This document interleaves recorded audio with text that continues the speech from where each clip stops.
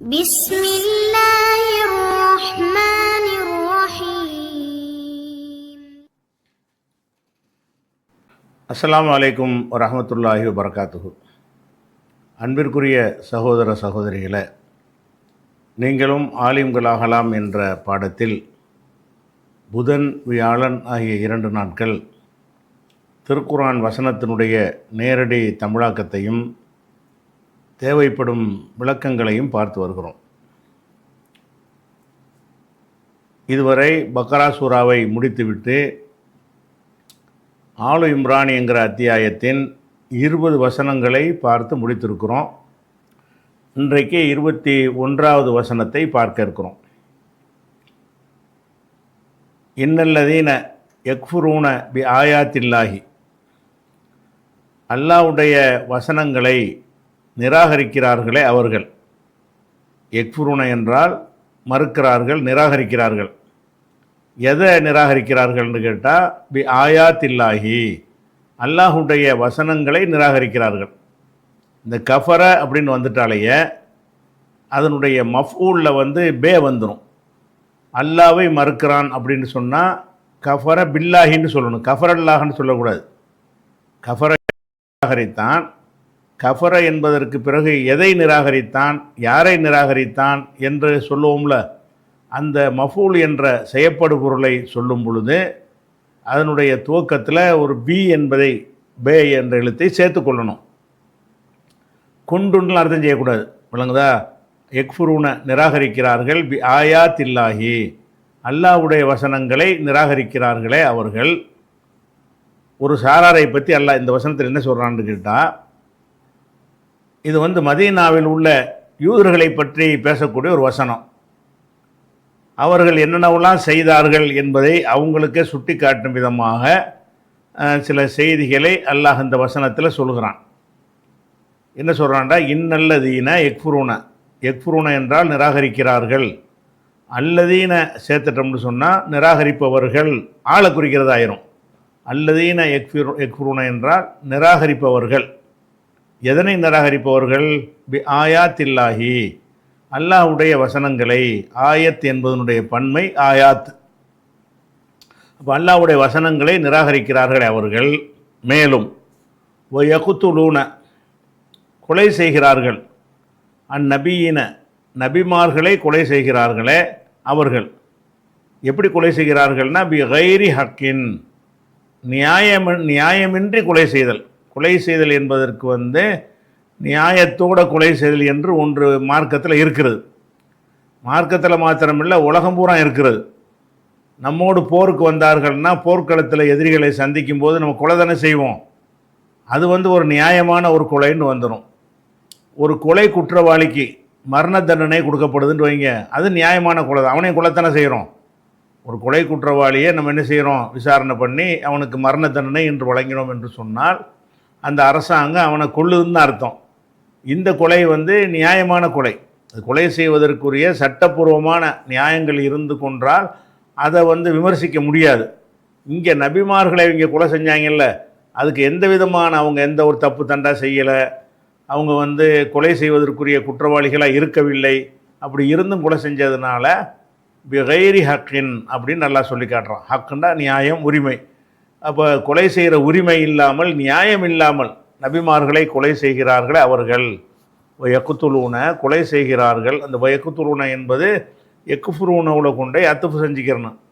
அப்படி செஞ்சால் அல்லதீனன்றது இதனையும் சேர்ந்துக்கிறோம். இன்னல்லதீன யக்துலூன, கொலை செய்கிறார்களே அவர்கள். அந்நபியின, நபிமார்களை கொலை செய்கிறார்களே அவர்கள். எப்படி கொலை செய்கிறார்கள்னா பி கைரி ஹக்கின், நியாயமில்லாமல் கொலை செய்கிறார்கள் அவர்கள். மேலும் யக்துலூன, கொலை செய்கிறார்கள். அல்லதீன யமுரூன பில் கிஸ்தி மினன்னாசி, மனிதர்களில். மினன்னாசினா மனிதர்களில். கிஸ்தி என்றால் நீதி. கிஸ்தி என்று சொன்னால் நேர்மை, நீதி அப்படிங்கிறதுக்குரிய அரபு சொல்லு. அப்போ மினன்னாசி மனிதர்களில், கிஸ்தி என்றால் நீதி, நீதியை, யமுரூன என்றால் ஏவுகிறார்கள். அப்போ யக்துலூன, இப்போ மறுபடியும் யக்துலூன அவர்கள் கொலை செய்கிறார்கள். அல்லதீன யமுரூன, ஏவக்கூடியவர்களை. என்னத்தை ஏவக்கூடியவர்கள்? பில் கிஸ்தி, நீதியை ஏவக்கூடியவர்களை கொலை செய்கிறார்கள். மினன்னாசி, மனிதர்களில் நீதியை பற்றி பேசுகிறாங்கல்ல, நீதியாக நடங்கடா, நேர்மையாக நடங்கடான்னு எடுத்து சொல்கிறாங்கல்ல, எடுத்து சொல்கிற மக்களையும் கொள்கிறாங்க, நபிமார்களையும் கொள்கிறார்கள். யக்துலூன, மேலும் கொள்கிறார்கள். அல்லதீன யஅமுருன பில் கிஸ்தி மினன்னாசி, மனிதர்களில் நீதியை போதிப்பவர்களை, நீதியை போதிக்கிறாங்கல்ல, நீதியாக நடக்க வேண்டும் என்று வலியுறுத்துகிறாங்கல்ல, அவர்களையும் கொலை செய்கிறார்களே அவர்கள். இவர்களுக்கு என்ன கிடைக்கும் என்றால் ஃபபஷ்ஷிர்ஹும், இவர்களுக்கு நபியை நீங்கள் நற்செய்தி சொல்லிவிடுங்கள். கிண்டல் அல்லாஹ் சொல்கிறான், இது நற்செய்தி இல்லை, கெட்ட செய்தி தான். இருந்தாலும் கெட்ட செய்தியை கூட நல்ல செய்தி மாதிரி சொல்லும்போது ஒரு கிண்டலுக்கு சொல்கிறது. ஃபபஷ்ஷிர்ஹும், அவர்களுக்கு நற்செய்தி சொல்லிவிடுங்கள். பி அதாபின் அலீம், துன்புறுத்துகின்ற. அலீம் என்றால் வேதனை, அலமண்ட வேதனைப்படுத்தினான். அலீம் என்றால் வேதனைப்படுத்தக்கூடிய, துன்புறுத்தக்கூடிய ஒரு வேதனையை, அதாப் தண்டனையை பற்றி நற்செய்தி சொல்லுங்கள். இந்த 3 விஷயம் செஞ்சாங்கன்னு சொன்னால் அவங்களுக்கு துன்புறுத்தும் வேதனை இருக்கிறது. நேரடியாக பார்க்கும்போது இதில் விளக்கத்துக்கு ஒன்றும் தேவையில்லை. ஆனால் ஒரே ஒரு விளக்கம் அதில் இருக்கிறது. இன்னொரு அர்த்தத்தை பார்த்துக்குருவோம். இன்னல்லதீன யக்ஃபுரூன பி ஆயாத்தில்லாஹி, அல்லாஹ்வுடைய வசனங்களை நிராகரிக்கிறார்களே அவர்கள். மேலும் யக்துலூன, கொலை செய்கிறார்களே அந்நபியின, நபிமார்களை கொலை செய்கிறார்களே அவர்கள். பிகைரி ஹக்கின், நியாயமில்லாமல். அப்போ நியாயமில்லாமல் நபிமார்களை கொலை செய்கிறார்களே அவர்கள். மேலும் யக்துலூன, கொலை செய்கிறார்களே அவர்கள். யாரை கொலை செய்கிறார்கள்? அல்லதீன யஅமுருன பில் கிஸ்தி மினன்னாசி, மனிதர்களில் நீதியை எடுத்து சொல்லக்கூடியவர்களை கொலை செய்கிறார்களே. நீதியை யஅமுருன என்றால் போதிக்கிறது, எடுத்து சொல்வது. அப்போ நீதியை எடுத்து சொல்லக்கூடிய மக்களை கொலை செய்கிறார்களே அவர்கள். ஃபபஷ்ஷிர்ஹும், நபியே அவர்களுக்கு நீங்கள் நற்செய்தி சொல்லிவிடுங்கள். பி அதாபின் அலீம், துன்புறுத்தும் வேதனை இருப்பதாக நற்செய்தி சொல்லிவிடுங்கள். நீ இந்த உலகத்தில் என்ன ஆட்டணி போட்டாலும் உங்களுக்கு துன்புறுத்துகிற ஒரு வேதனை இருக்கிறது அப்படின்ட்டு இந்த வசனத்தில் சொல்லப்படுகிறது. இந்த குற்றத்துக்கு இந்த தண்டனை என்பது ஒரு சர்ச்சைக்குரியது கிடையாது. கூடுதல் விளக்கம் தேவைப்படக்கூடிய ஒரு விஷயம் இல்லை. ஆனால் இதில் இதில் சில விஷயம், இதில் சொல்லப்படுற நபிமார்களை கொலை செய்தார்கள்ங்கிற விஷயம் இருக்குல்ல, அது ரசூல் ஸல்லல்லாஹு அலைஹி வஸல்லம் காலத்தில் வாழ்ந்த யூதர்களுக்கு பொருந்துமா? அவனா கொலை செஞ்சான்? நபிமார்களை கொலை செய்தவர்களுக்கு இந்த தண்டனை என்று சொன்னால், நபிமார்களே பல வருடங்களாக வரவே இல்லை. அந்த காலத்தில் தான் ரசூல்லா கடைசியாக வர்றாங்க. அப்போ ரசூல்லாவுக்கு முந்தி நபிமார்கள் யாரும் வரல கிட்ட. அதுலேயே இந்த மதீனாவில் இருக்கிற இந்த யூதன் இருக்கான்ல, இவன் யாரை கொலை செஞ்சான்? ஒரு நபியை கொலை செய்யலையா? மதீனாவில் இருக்கிற யூதர்கள்டே அவன் முப்பாட்டம் கொள்ளுப்பாட்டம் செஞ்சான். அந்த கொலை செஞ்சதெல்லாம் யாருன்னு கேட்டால், இந்த யூதர்களுடைய மூதாதையர்கள்னு சொல்லக்கூடிய அவங்களுடைய முன்னோடிகள் நபிமார்களை கொலை செஞ்சாங்களே தவிர, இப்போ வாழ்ந்து கொண்டிருக்கிற இவன் யாரையும் கொலை செய்யலை. அப்படி இருக்கும்போது இவர்கள் மீது அதை சுமத்தி அல்லாஹ் பேசுகிறான். எப்படி? யக்துலூன நபியின, நபிமார்களை கொலை செய்கிறார்களே பிகைரி ஹக்கின், நியாயமில்லாமல் நபிமார்களை கொலை செய்கிறார்களே அவர்களுக்கு கடுமையான தண்டனை இருக்குன்னு சொன்னால், நாங்கள் எங்கேப்பா நபிமார்களை கொலை செஞ்சோன்னு கேட்டுருவானே? இது ரசூலுல்லாஹ் காலத்தில் உள்ள மக்களுக்கு தானே இது சொல்லப்படுது. அப்போ ரசூலுல்லாஹ் காலத்தில் இருந்த அந்த யூதர்கள் நபிமார்களை கொலை செய்கிற கொள்கையில் இருந்தவன் தான், அதில் மாற்றுக்கருத்து இல்லை. இந்த முகமது நபியவே கொல்வதற்கு பிளான் பண்ணவங்க தான், முயற்சிகள் பண்ணவங்க தான். ஆனாலும் அவங்க யாரையும் கொல்லலையா? வேறு நபிமார்கள் வரவும் இல்லை, கொல்லவும் இல்லை. அப்போ நபிமார்களை கொலை செய்தவர்களுக்குரிய தண்டனை என்பதை இவங்களுக்கு சொல்லப்படுவது, இவங்களை நோக்கி சொல்வதற்கு என்ன அர்த்தம் அப்படின்னு கேட்டால், அந்த அவங்களுடைய அப்பம்பாட்டமார்வ செஞ்சதை அவங்களுடைய வழித்தோன்றல்கள் அதை பெருமையாக பேசிக்கொள்வார்களேயானால், அதை நியாயப்படுத்துவார்களேயானால், அவர்களும் அதில் சம்பந்தப்படுகிறார்கள் என்று சொல்கிற ஒரு வழக்கம் எல்லாருக்குமே இருக்குது, உலகம் பூரா இருக்கிறது. அவன் ஒரு இந்த குற்ற பரம்பரைன்னு வச்சுருப்பான்ல, ஒரு காலத்தில் திருட்டு போக்கு இந்த மாதிரி வேலை செஞ்சிட்ருப்பாங்க. அவங்களுடைய சந்ததிகள்லாம் போலீஸ் ஸ்டேஷனில் கையெழுத்து போட்டு போகணுன்னுவாங்க. இவன் திருடவே கிடையாது, இவனுடைய கொண்டு தாத்தன் எழுத்தாத்தன் செஞ்சதுக்காக வேண்டி அதே பாரம்பரியத்தில் அதே மாதிரியான ஒரு தன்மை கொண்டவர்களாக இருப்பார்களேயானால், அவர்களும் நபிமார்களை கொன்றவர்கள் என்ற குற்றத்தில் வரத்தான் செய்வார்கள். இவர்களை பொறுத்த வரைக்கும், ரசூலுல்லாஹ் காலத்தில் இருந்த யூதர்களை பொறுத்த வரைக்கும் அவங்க எந்த நபியையும் கொல்லுவதற்கான வாய்ப்பு அவங்களுக்கு இல்லை. ஆனாலும் ரசூல் ஸல்லல்லாஹு அலைஹி வஸல்லம் அவர்களை கொல்ல முயற்சி பண்ணாங்களா இல்லையா? ஒரு பள்ளிவாசல் மாதிரி கட்டி அங்கே தொழுவாங்கன்னு சொல்லி அங்கே வச்சு அவங்கள கொன்றுவோன்னு சொல்லி பிளான்லாம் பண்ணி எல்லாம் அறிவித்து கொடுத்து அவங்கள காப்பாற்றினான். அப்படி செஞ்சிருந்தார்களே ஆனால் இவர்களும் நபிமார்களை கொண்டிருப்பாங்களா இல்லை? இப்போ நபிமார்களை கொல்வது என்பது இவர்களுக்கு ஒரு பிரச்சனை இல்லை. கொள்கை அடிப்படையில் அவங்க ஏற்றுக்கொண்டவர்கள். நபிமார்கள் அவங்க தவறுகளை சுட்டி காட்டக்கூடிய போதனை யார் சொன்னாலும் போட்டு தள்ளிட வேண்டியதுதான். நம்முடைய தவறுகள், நம்முடைய தீமைகள், நம்முடைய அந்த புரோகிதம், இதையெல்லாம் எதிர்த்து யார் பேசுகிறாரோ அவர் நபிங்கிற பேரில் வந்தாலும் கொல்றது சரிதான் என்பது தான் ஒட்டுமொத்தமாக அன்றைய இருந்த யூதர்களுடைய நிலைப்பாடும் அதுக்கு முந்தி இருந்த யூதர்களுடைய நிலைப்பாடுமாக இருந்தது. அப்படிங்கிறதுனால தான் அல்லாஹ் என்ன செய்கிறான்னு கேட்டால், நபிமார்களை இவங்க கொலை செய்யாமல் இருந்தால் கூட கொலை செய்வது சரிதான் என்ற கொள்கையில் இருந்தார்கள். அந்த கொள்கையில் இருந்ததுனால தான் ரசூலுல்லாவை கொல்வதற்கான பலகட்ட முயற்சிகளை என்ன செஞ்சாங்க, பண்ணினாங்க. அந்த அடிப்படையில் தான் இது இவர்களையும் கட்டுப்படுத்தும் என்பதை விளங்கிக்கிறேன். மறுபடியும் இன்னொரு அர்த்தம் பார்த்துருங்க. இன்னல்லதீன யக்ஃபுரூன பி ஆயாத்தில்லாஹி, அல்லாஹ்வுடைய வசனங்களை நிராகரிக்கிறார்களே அவர்களும், ஓ யக்துலூன நபிய்யின பி கைரி ஹக்கின், நியாயமில்லாமல் நபிமார்களை கொலை செய்கிறார்கள் அவர்களும், ஓ யக்துலூன அல்லதீன யஅமுரூன பில் கிஸ்தி மினன் நாசி, மக்களில் நன்மை நீதியை போதிக்கக்கூடியவர்களை கொலை செய்கிறார்களே அவர்களும், பஷீர்ஹும், அவர்களுக்கு நற்செய்தி சொல்லிவிடுங்கள். பஷர என்பதனுடைய ஏவல் வினை பஷீர். பஷர் என்றால் நற்செய்தி சொன்னான். அதுக்கு ஏவல் இப்படி வரும், பஷீர் என்று வரும். பஷீர்ஹும், அவர்களுக்கு நீங்கள் நற்செய்தி ஒருமையாக வர்றதுனால ரசூலுல்லாஹ்வுக்கு தான் அல்லாஹ் சொல்கிறான். பஷீர்ஹும், அவர்களுக்கு நற்செய்தி சொல்லிவிடுங்கள். பி அதாபின் அலீம், துன்புறுத்தும் வேதனை இருப்பதாக நற்செய்தி சொல்லுங்கள்னு சொல்கிறான். இதில் பெருசாக டீப்பாக விளங்கக்கூடிய விஷயம் இந்த நபிமார்களை கொலை செய்கிறதுன்னு வருதில்லை, அது மட்டும்தான். பாக்கியெல்லாம் சாதாரணமாக புரிந்து கொள்ளக்கூடிய செய்திகளாகத்தான் இருக்கிறது. இது 21 முடிஞ்சிருச்சு. அடுத்து அதே 21 தொடர்ச்சி தான். 21 யாரை பற்றி பேசுகிறதோ அதனுடைய தொடர்ச்சி தான். உலாயிக்கன்னா இவர்கள் யார் இந்த 3 காரியம் செய்கிறார்கள் அவர்கள். அல்லாஹ்வுடைய வசனங்களை நிராகரிக்கிறார்கள், நபிமார்களை கொலை செய்கிறார்கள், நீதியை போதிக்கக்கூடியவர்களையும் கொலை செய்கிறார்களே, இந்த 3 தன்மையும் உள்ளவர்களை பற்றி தான் இதுக்கு முந்தின வசனத்தில் சொல்லப்பட்டுச்சு. அப்போ உலாயிக்கன்னா அவர்கள்னா இந்த 3 தன்மை உள்ளவர்கள். உலாயிக்க அவர்கள், அல்லதீன ஹபித்தத் அமாலுஹும், அவங்களுடைய அமல்கள் செயல்கள்லாம் அழிந்து விட்டன. உலாயிக்க அவர்கள் அல்லதீன ஹபித்தத் அமாலுஹும், அவங்களுடைய அமல்கள் எல்லாம் அழிந்து விட்டதே, அப்படிப்பட்டவர்கள் இவங்க. அவங்களுடைய எல்லா அமல்களும் அழிஞ்சிருச்சு. என்னத்தை நல்லறம் செஞ்சுருந்தாலும் சரி இவங்களுக்கு அதுக்குடைய நன்மை கிடைக்காது. அமல் அழிஞ்சிருச்சுன்னு சொன்னால் அந்த யூதர்களாக இருந்து கொண்டே சில நல்ல காரியம் செய்யத்தானே செய்வான். எல்லாம் கெட்டது செஞ்சாலும் 4 நல்லது செய்யத்தான் செய்வான். அதுக்கு அல்லாட்ட கூலி கிடைக்குமாண்டா கிடைக்காது.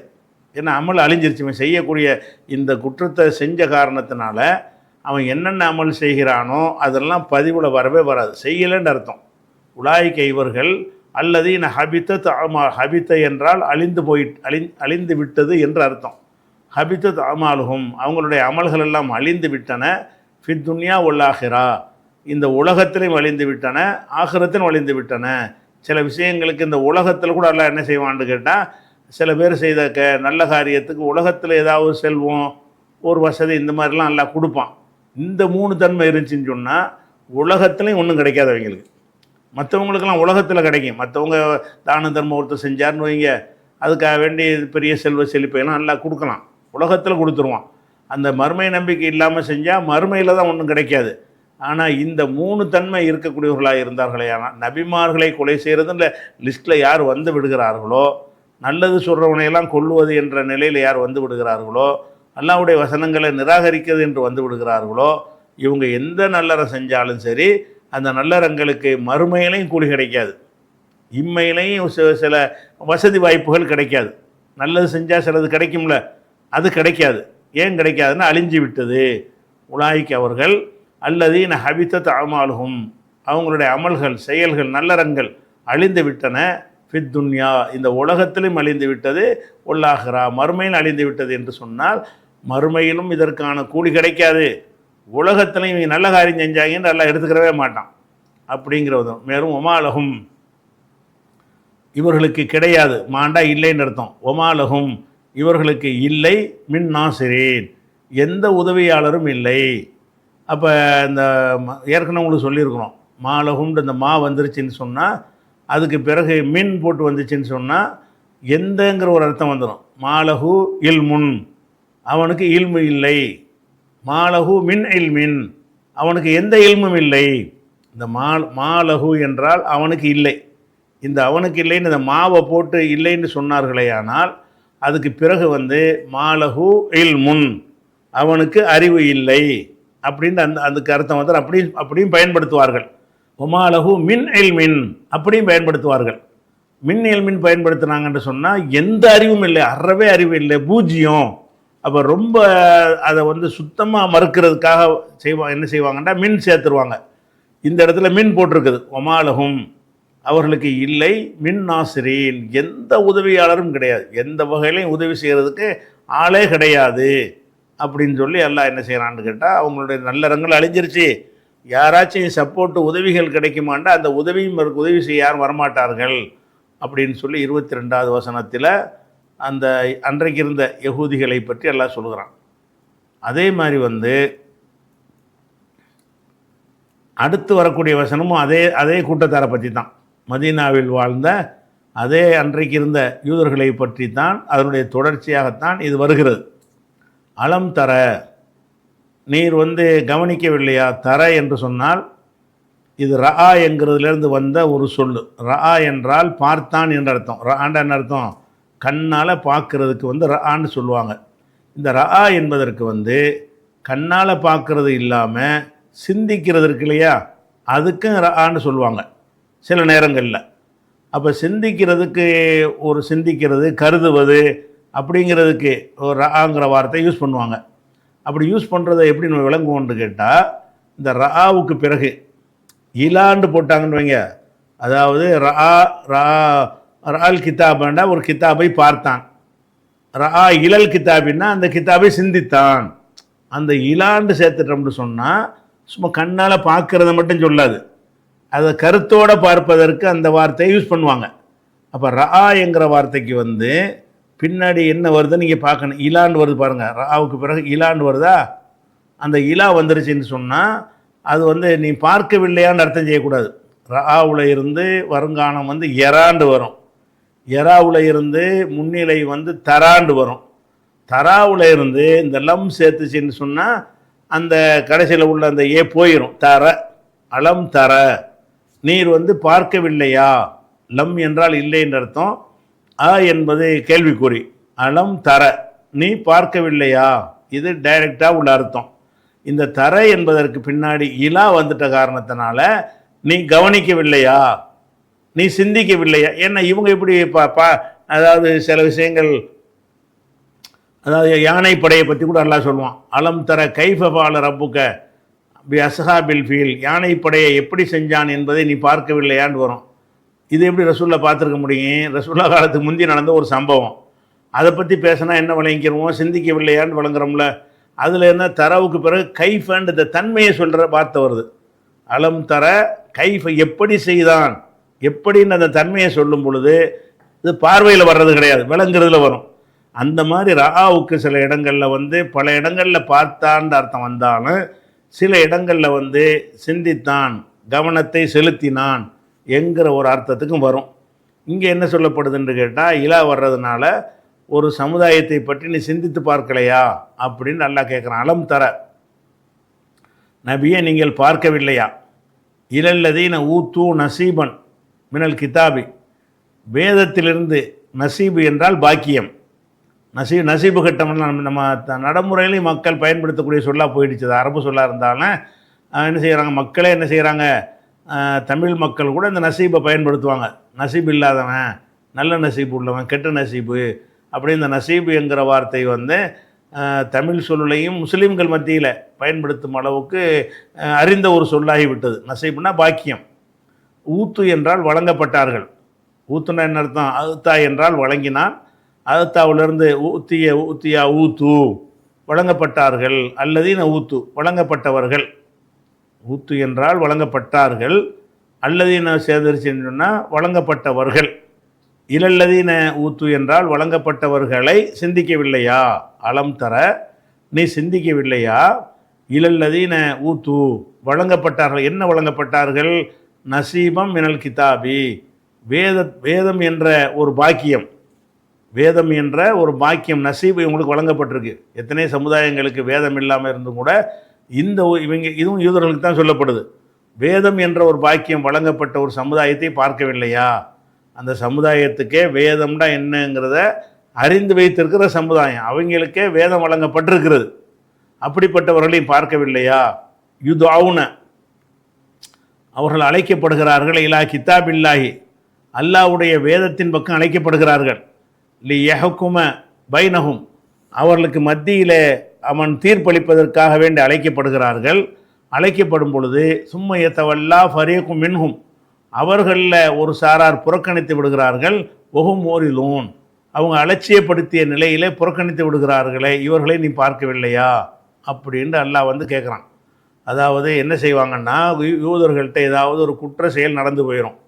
அந்த குற்றங்களுக்கு என்ன தண்டனை, இதுக்கு என்ன சம்பவம்னு கேட்டால், ஒரு விபச்சார குற்றத்துக்கு வந்து ஒரு பெருமுகர், ஒரு முக்கியமான ஒரு சமுதாயத்தின் ஒரு பணக்காரர், செல்வாக்கு பெற்றவர் விபச்சாரத்தில் ஈடுபட்டுறாருன்னு வைங்களேன். அப்படிப்பட்டவருக்கு என்ன செய்ய மாட்டாங்கன்னா, தண்டிக்க மாட்டாங்க. சாதாரண ஆள் அது விபச்சாரம் பண்ணார்னு சொன்னால் கல்லால் இருந்து கொல்லுவோம்பாங்க. ஏன் அப்படி சொல்லுவாங்கன்னு கேட்டால், எங்கள் வேதத்தில் அப்படி தான் இருக்கும்பாங்க. அந்த வேதத்தில் உள்ள பிரகாரம் ஏழைபாளைகளுக்கு தண்டனையே கொடுப்பார்கள். வசதி உள்ளவங்களாக இருந்தாங்கன்னு சொன்னால் அதை வந்து என்ன செய்வாங்கன்னா, வேறு இஷ்டத்துக்கு ஏதாவது சின்னதாக ஃபைன் போடுறது, இந்த மாதிரி வேலையே செய்வாங்க. செய்யும் பொழுது அங்கே உள்ளவங்களும் என்ன செய்கிறாங்கன்னா, வாங்கடா வேதத்தில் என்ன இருக்குன்னு பார்ப்போம், வேதத்துப்படி நடப்போம் அப்படின்னு கூப்பிட்டோம்னு சொன்னால் ஒத்துக்கிற மாட்டாங்க.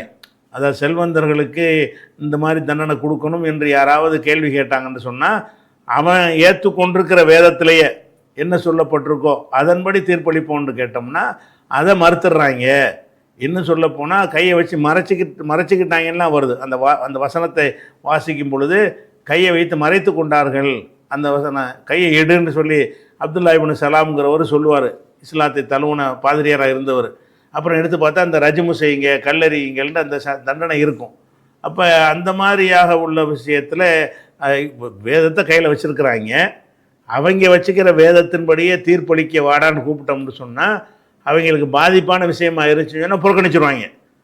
உங்கள் வேதத்தில் உள்ளபடியே தீர்ப்பளிப்பாங்க, உங்கள் வேதத்தில் என்ன இதுக்கு சட்டம் இருக்குது வாங்க அப்படின்னு கூப்பிட்டோம்னு சொன்னால் அவன் தானே வேதம்ங்கிறான், வேதம் நம்பி இருக்கிறான்ல, அவனுக்கு தானே அந்த பாக்கியம் வழங்கப்பட்டிருக்கு.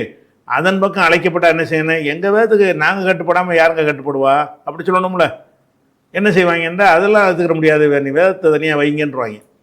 அப்படிப்பட்டவரை நீ பார்க்கவில்லையான்னு நல்லா கேட்குறான். அலம் தர, அது ஒரு ஆச்சரியமாக தானே இருக்குது. அவன் வேற ஒருத்தன் ஒரு வேதத்தை நிராகரித்தா அது ஒரு கணக்குங்க.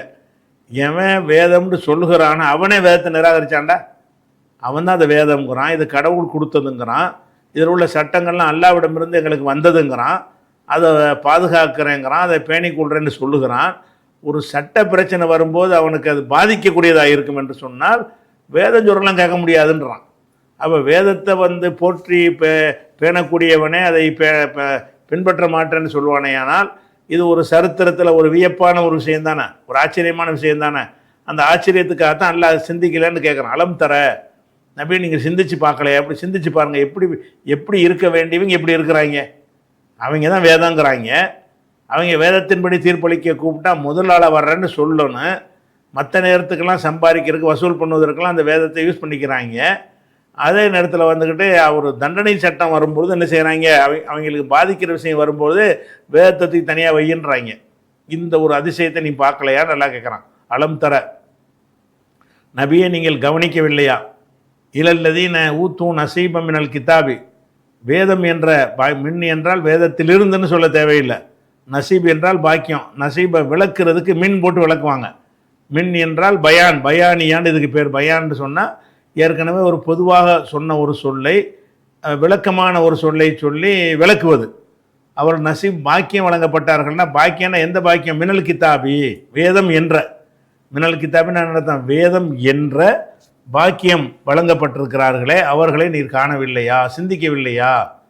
இது ஆவுன, அவர்கள் அழைக்கப்படுகிறார்கள். எங்கே அழைக்கப்படுறாங்க? இலா கிதாபில்லாஹி, அல்லாஹ்வுடைய வேதத்தின் பக்கம். அவனும் ஒத்துக்கொண்டிருக்கிற அல்லாஹ்வின் வேதத்தின் பக்கம். அவனை எதை வேதம்னு ஒத்துக்கிறானோ அந்த அல்லாஹ்வின் வேதத்தின் பக்கம் அழைக்கப்படுகிறது. லி யஹ்கும பைனஹும், அந்த வேதம் அவர்களுக்கு தீர்ப்பளிப்பதற்காக, அல்லது அல்லாஹ் தீர்ப்பளிப்பதற்காக. லி யஹ்கும பைனஹும், அவர்களுக்கு மத்தியில் அந்த வேதம் தீர்ப்பளிப்பதற்காக என்றும் வைத்துக்கொள்ளலாம். அந்த யஹ்குமவுடைய ஃபாயிலாக அல்லாஹ்வை வைத்துக்கொள்ளலாம். கிதாபுல்லான்னு இருக்கல, அந்த கிதாபையும் அந்த யஹ்குமுக்கு ஃபாயிலாக வச்சுக்கிடலாம். அல்லாண்டு வருதில் கிதாபுல்லான்னு அந்த அல்லாவையும் வச்சுக்கிடலாம். ரெண்டுக்கு கருத்து ஒன்று தான். இல்லை யஹ்கும பைனஹும், அவர்கள் மத்தியில் அந்த வேதம் தீர்ப்பளிப்பதற்காக வேண்டி அல்லாவுடைய வேதத்தின் பக்கம் அழைக்கப்படுகிறார்கள். அழைக்கப்படும் பொழுது சும்மா பிறகு எத்தவல்லா, தவல்லான்னா புறக்கணிக்கிறது. தவல்லான்னா என்னது? ஒரு விஷயத்தை ஏற்றுக்கிற மாட்டேன்னு மறுத்து புறக்கணிக்கிறதுக்கு பேர் தவல்லா. சும்மா பிறகு எத்தவல்லா ஃபரீக்கும் மின்ஹும், அவர்களில் ஒரு சாரார், இன்னொரு சாரார் வேதத்துக்கு கட்டுப்பட்டவங்களும் இருந்தாங்க. அந்த யூதர்கள்லேயே அப்துல்லா இப்னு சலாம் போன்ற பாதிரிமார்கள்லாம் கடைசி இஸ்லாத்துக்கு வந்துட்டாங்க. அவங்க இறைவனை நெருங்கணும், இறையச்சத்தோடு இருக்கணும் என்பதில் ரொம்ப பிடிமானமாக இருந்தாங்க. அவங்க வேதத்திலேருந்து உடனே கட்டுப்பட்டுருவாங்க.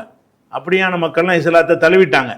ஒரு சாரார் தான் இது, எல்லாரும் அப்படி இருக்கல. சும்மா பிறகு எத்தவல்லா ஃபரீக்கும் மின்ஹும், அவர்களில் ஒரு சாரார் அலட்சியப்படுத்துகிறார்கள், புறக்கணிக்கிறார்கள். ஒஹும் மோரிலூன், அவர்கள் அலட்சியப்படுத்தக்கூடிய நிலையிலே புறக்கணிக்கிறார்கள். இது ஹாலு, மொத்தமாக சேர்த்து அந்த ஜும்லா ஹாலியாம்பாங்க.